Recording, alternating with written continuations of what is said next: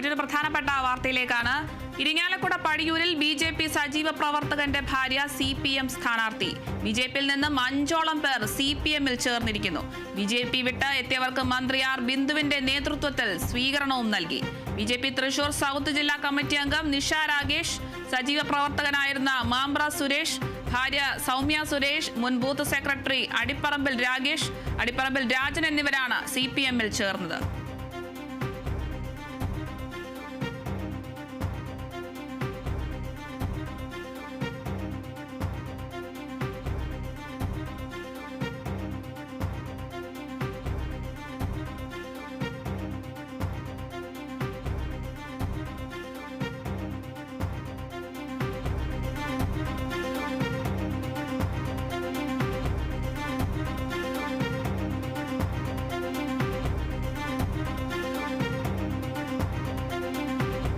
Thrissur Irinjalakuda പടിയൂരിലാണ് BJP. സജീവ പ്രവർത്തകന്റെ ഭാര്യ CPM സ്ഥാനാർത്ഥിയായിരിക്കുന്നത്.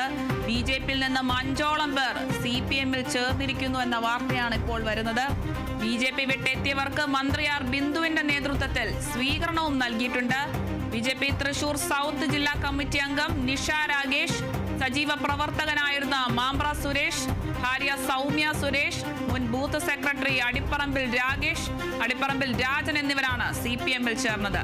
ബി.ജെ.പിയിൽ നിന്നും 5ഓളം പേരാണ് CPM-ൽ ചേർന്നിരിക്കുന്നത്. ഇരിങ്ങാലക്കുട പടിയൂരിലാണ് സംഭവം.